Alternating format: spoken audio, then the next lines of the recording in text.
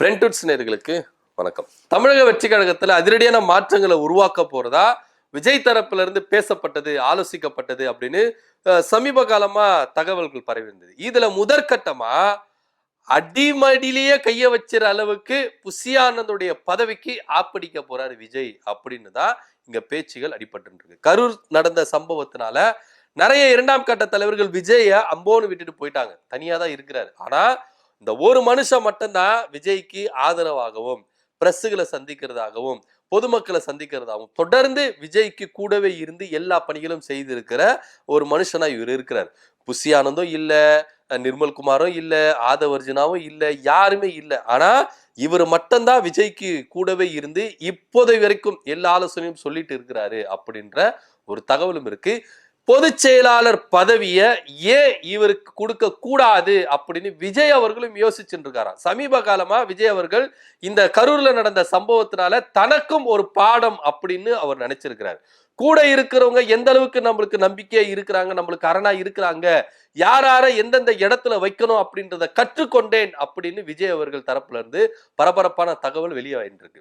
இவங்களை இந்த இடத்துலதான் வச்சிருக்கணும், இவங்களை இந்த இடத்துலதான் வச்சிருக்கணும், ஆனா நான் மாற்றி வச்சுட்டேன் அப்படின்னு சொல்லிட்டு ரொம்ப மனசு கஷ்டப்பட்டு வேதனைப்பட்டு புலம்பி தள்ளி இருக்கிறாரா விஜய் அவர்கள். அதுல முதல் ஆளா புசி ஆனந்த பொதுச் செயலாளர் பதவியிலிருந்து தூக்கணும். நான் பண்ண ஒரே ஒரு தப்பு என்ன அப்படின்னு பாத்தீங்கன்னா, ரசிகர் மன்றத்துல இருந்தவங்களை அப்படியே எடுத்துட்டு வந்து நான் கட்சி ஆரம்பிக்கும் போது அரசியல கொண்டு வந்தேன். அதுதான் என் வாழ்க்கையிலே செய்த மிக மிக ஒரு பெரிய தவறு அப்படின்றத விஜய் அவர்கள் உணர்ந்திருக்கிறதா இங்க தகவல் கசிஞ்சிருக்கு.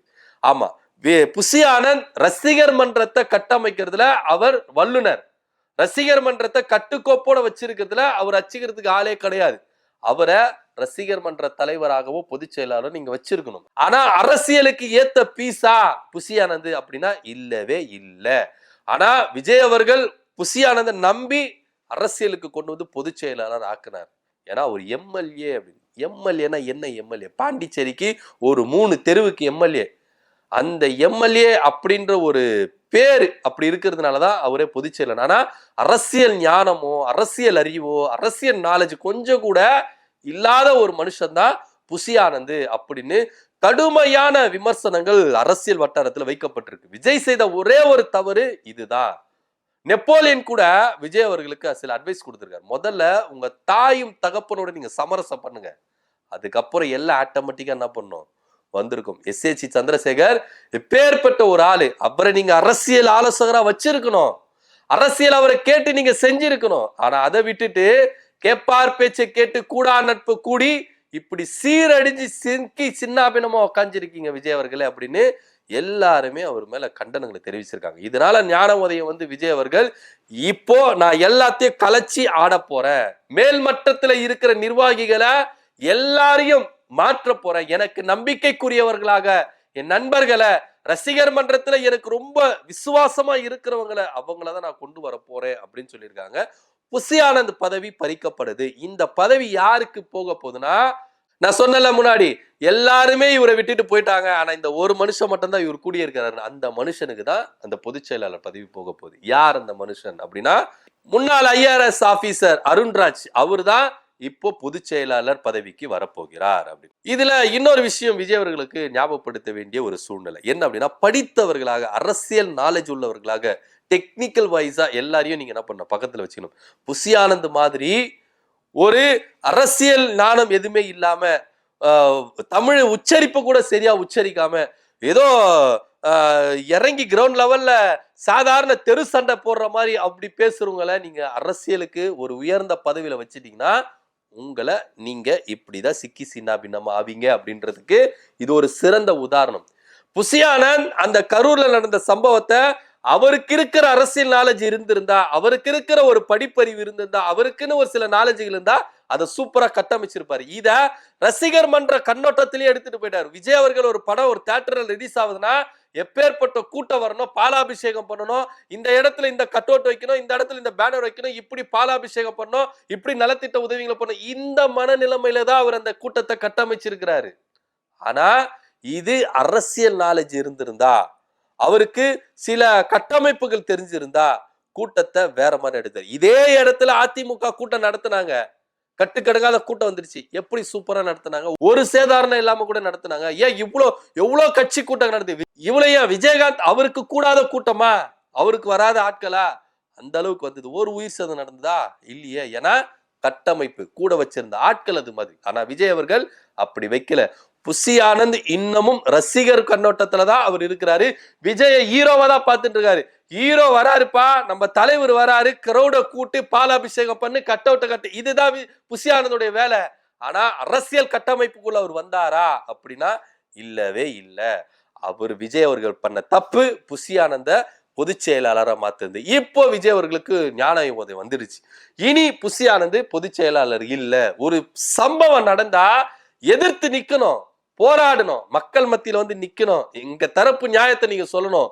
எந்த கட்சிக்கு தான் இடையூறு இல்லாம இருக்கு, எந்த கட்சி தான் அடி வாங்காம இருக்கு? மக்கள் மத்தியில இன்னமும் அதிமுகவும் பாஜகவும் தொடர்ந்து அடிபட்டு தான் இருக்கிறாங்க. ஆனா இருந்தாலும் அவங்க மக்களை சந்திக்கிறாங்க, முன்னாடி வந்து நிக்கிறாங்கல்ல.